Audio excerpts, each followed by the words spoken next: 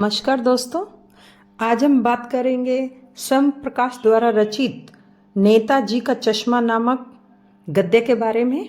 उससे पहले हम उनके बारे में जानेंगे। उनका जन्म 20 जनवरी 1947 को इंदौर मध्य प्रदेश, जो उनके नाना का घर था, वहाँ हुआ था। उनका अपना घर अजमेर राजस्थान में था, जहाँ उन्होंने 1962 में हायर सेकेंडरी की परीक्षा पास की और 1966 में वे मैकेनिकल इंजीनियरिंग पूरा किए। उनकी मृत्यु 8 दिसंबर 2019 को हुई।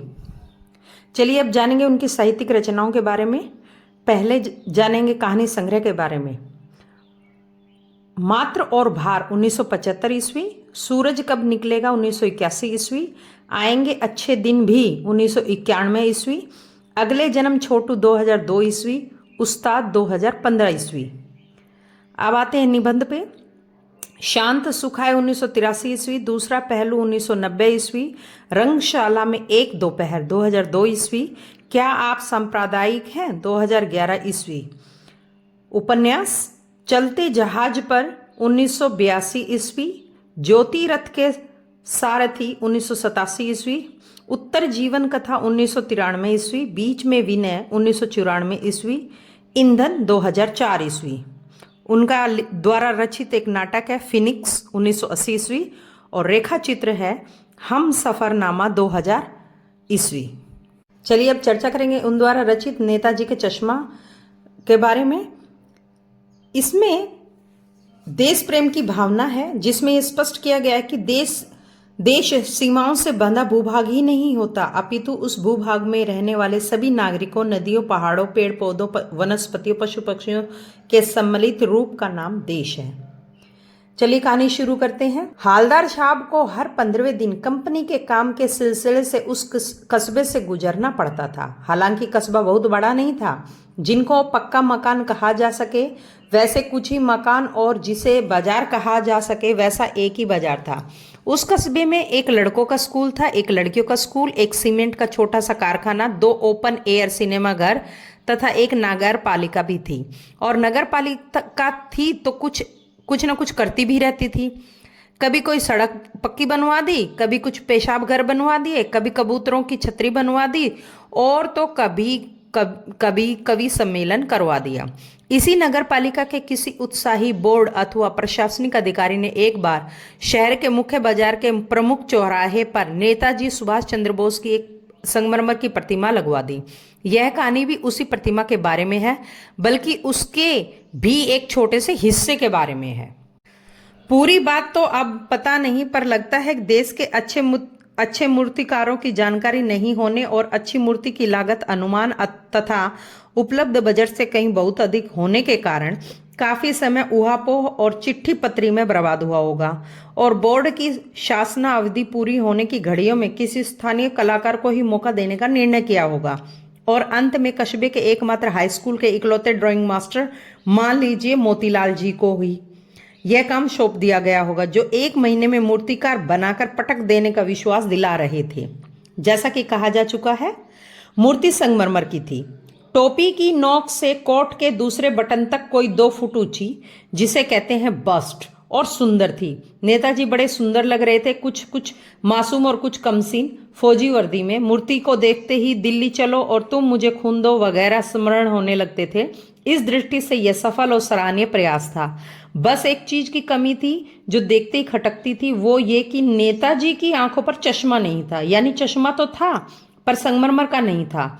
एक सामान्य और सचमुच के चश्मे का काला चौड़ा फ्रेम मूर्ति को पहना रखा था। हालदार साहब जब पहली दफे इस कस्बे से गुजरे और उस चौराहे पर पान खाने रुके, तभी उन्होंने इसे लक्षित किया तथा उनके चेहरे पर एक कौतुक भरी मुस्कान फैल गई। वाह भाई, यह आइडिया भी अच्छा है, मूर्ति पत्थर की पर चश्मा रियल। जीप कस्बे से आगे निकल गई। तब भी हालदार साहब इस मूर्ति के बारे में ही सोचते रहे और आखिर में इस निष्कर्ष पर पहुंचे, कुल मिलाकर नागरिकों का यह प्रयास सराहनीय ही कहा जाना चाहिए।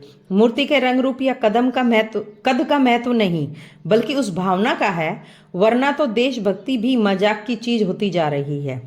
अगली बार जब हालदार साहब उधर से गुजरे तो उन्हें मूर्ति में कुछ अंतर दिखाई दिया। ध्यान से देखा तो पाया कि अब की बार चश्मा दूसरा है।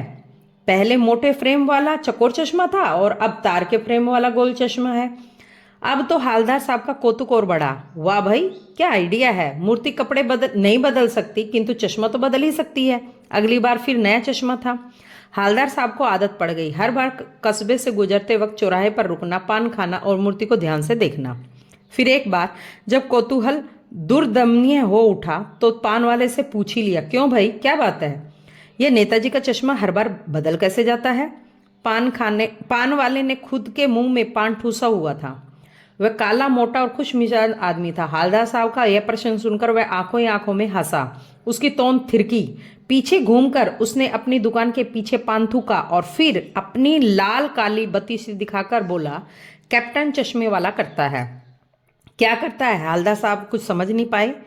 चश्मा चेंज कर देता है, उस पान वाले ने समझाया। क्या मतलब, क्यों चेंज कर देता है? हालदार साहब अब भी नहीं समझ पाए थे। मान लो कोई गिराक आ गया और उसके चौड़े चौकटे चाहिए, तो कैप्टन किधर से लाएगा? तो उसको मूर्ति वाला दे दिया और उधर बिठा दिया। अब जाकर हालदार साहब को कुछ समझ में आई कि एक चश्मे वाला है जिसका नाम कैप्टन है। उसे नेता जी की बगैर चश्मे वाली मूर्ति बहुत बुरी लगती है, बल्कि आहत करती है, मानो चश्मे के बिना नेताजी को असुविधा हो रही हो।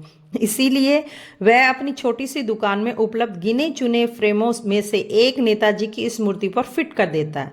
किंतु जब कोई ग्राहक आता है और उसे जब वैसे ही फ्रेम की दरकार होती है जैसे मूर्ति पर लगा, तो वो कैप्टन चश्मे वाला मूर्ति पर लगा फ्रेम संभवतः नेताजी से क्षमा मांगते हुए ग्राहक को लाकर दे देता है और बाद में नेताजी को दूसरा फ्रेम लगा देता है। वाह भाई, खूब, क्या आइडिया है। लेकिन भाई, एक बात तो अभी भी समझ नहीं आई। हालदार साहब ने पान वाले से फिर पूछा, नेताजी का ओरिजिनल चश्मा कहाँ गया? पान वाला दूसरा पान मुंह में ठूस चुका था। दोपहर का टाइम था, दुकान पर भीड़ भाड़ अधिक न थी। वह फिर आंखों ही आंखों में हंसा। उसकी तोंद थिरकी। कत्थे की डंडी फेंक पीछे मुड़कर उसने फिर से नीचे पीक थूकी और मुस्कुराता हुआ बोला, मास्टर बनाना ही भूल गया। पान वाले के लिए तो यह एक मजेदार बात थी, किंतु हालदार साहब के लिए चकित और द्रवित करने वाली। यानी वे ठीक ही सोच रहे थे। मूर्ति के नीचे लिखा था, मूर्तिकार मास्टर मोतीलाल। वाकई इस कस्बे का अध्यापक था। उस बेचारे ने महीने भर में मूर्ति बनाकर पटक देने का वादा कर दिया होगा, बना भी ली होगी, पर पत्थर में पारदर्शी चश्मा कैसे बनाया जाए, कांच वाला, यह तय नहीं कर पाया होगा, या फिर कोशिश की होगी और असफल हो गया होगा, अथवा बनाते बनाते कुछ और बारीकी के चक्कर में चश्मा टूट गया होगा, या फिर पत्थर का चश्मा अलग से बनाकर फिट किया होगा और शायद वह निकल गया होगा। उफ, हालदार साहब को यह सब कुछ बहुत बड़ा कौतुक भरा और विचित्र लग रहा था। इन्हीं ख्यालों में खोए खोए पान के पैसे देकर चश्मे वाले की देशभक्ति के साथ नतमस्तक होते हुए जीप की ओर चले। फिर रुके, पीछे मुड़े और पान वाले के पास वापस जाकर पूछा, कैप्टन चश्मे वाला नेताजी का साथी है या आजाद हिंद फौज का भूतपूर्व सिपाही?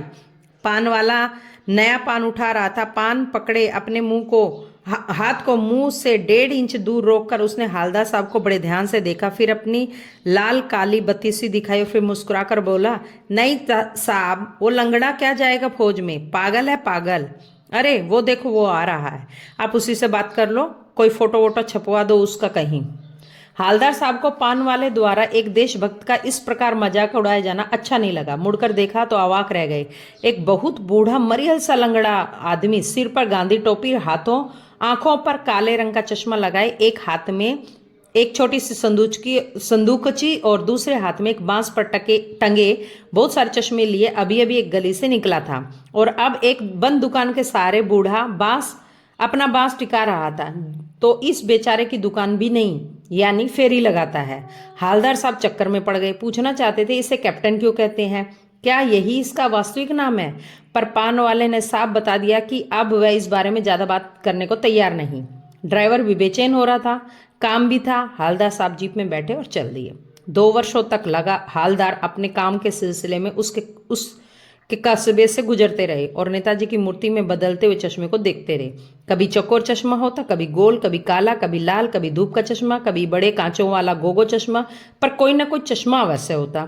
उस धूल भरी यात्रा में हालदार साहब को कौतुक और प्रफुल्लता के कुछ पल देने के लिए फिर एक ऐसा समय आया कि नेताजी की मूर्ति के चेहरे पर कोई भी कैसा भी चश्मा नहीं था। उस दिन पान वाले की दुकान भी बंद थी। उस चौराहे की अधिकांश दुकानें बंद थी। फिर अगली बार भी मूर्ति की आंखों पर चश्मा नहीं था। हवलदार साहब ने पान खाया और धीरे से पान वाले से पूछा, क्यों भाई, क्या बात है? आज नेताजी की आंखों पर चश्मा नहीं है। पान वाला उदास हो गया। उसने पीछे मुड़कर मुंह का पान नीचे थूका और फिर सिर को झुकाकर अपनी धोती के सिरे से आंख पोंछता हुआ बोला, साहब, कैप्टन मर गया। और कुछ नहीं पूछ पाए हवलदार साहब। कुछ पल मौन खड़े रहे, फिर पान के पैसे चुकाकर जीप में आ बैठे और रवाना हो गए। बार बार सोचते, आखिर क्या होगा उस कौम का जो अपने देश के खातिर घर गृहस्थी, जिंदगी, जवानी सब कुछ होम कर देने पर भी हंसती है और अपने लिए बिकने के अवसर ढूंढती है। दुखी हो गए। 15 दिन बाद फिर उसी कस्बे से गुजरे और कस्बे में घुसने से पहले ही ख्याल आया कि कस्बे की हृदयस्थली में नेताजी की प्रतिमा अवश्य प्रतिस्थापित होगी, लेकिन उनकी आंखों पर चश्मा नहीं होगा क्योंकि मास्टर बनाना भूल गया और बेचारा कैप्टन मर गया। सोचो, आज वहां रुकेंगे नहीं, पान भी नहीं खाएंगे, मूर्ति की ओर देखेंगे भी नहीं, चुपचाप सीधे निकल जाएंगे। ड्राइवर से कह दिया, चौराहे पर रुकना नहीं, आज बहुत ज़्यादा काम है, पान आगे कहीं खा लेंगे। लेकिन आदत से मजबूर आंखें चौराहा आते ही मूर्ति की ओर उठ गई। कुछ ऐसा देखा कि वे चीखे, रोको। जीप स्पीड में थी। ड्राइवर ने जोर से ब्रेक लगाया। रास्ता चलते लोग देखने लगे। जीप रुकते न रुकते हवलदार साहब जीप से तपाक से कूद कर तेज तेज कदमों से मूर्ति की ओर लपके और मूर्ति के ठीक सामने जाकर अटेंशन में खड़े हो गए। मूर्ति की आंखों पर सरकंडे से बना छोटा सा चश्मा लगा हुआ था, जैसे बच्चे बना लेते हैं। हवलदार साहब भावुक हैं। बस इतनी सी ही बात पर उनकी आंखें भर आई। इस प्रकार हमने इस कहानी के माध्यम से एक देशभक्त की कहानी के बारे में जाना। समाज सेवा, देश सेवा या अन्य ऐसे ही क्षेत्रों में उत्कृष्ट कार्य करने वाले प्रसिद्ध व्यक्तियों की मूर्ति प्राय हम कस्बों, चौराहों, महानगरों, शहरों आदि में देखते हैं। ऐसी मूर्तियां लगाने का उद्देश्य सजावटी ना होकर उद्देश्यपूर्ण होता है। हमें इन प्रतिमाओं के प्रति उत्तरदायी होना चाहिए। हमें इन लोगों के कामों से ये प्रेरित होना चाहिए कि हमें अच्छे कार्य करने की रुचि उत्पन्न हो और हम उसके लिए प्रेरित हों। ऐसे लोगों को ना भूलें तथा उनकी चर्चा करते युवा पीढ़ी को भी उनके बारे में बताएं।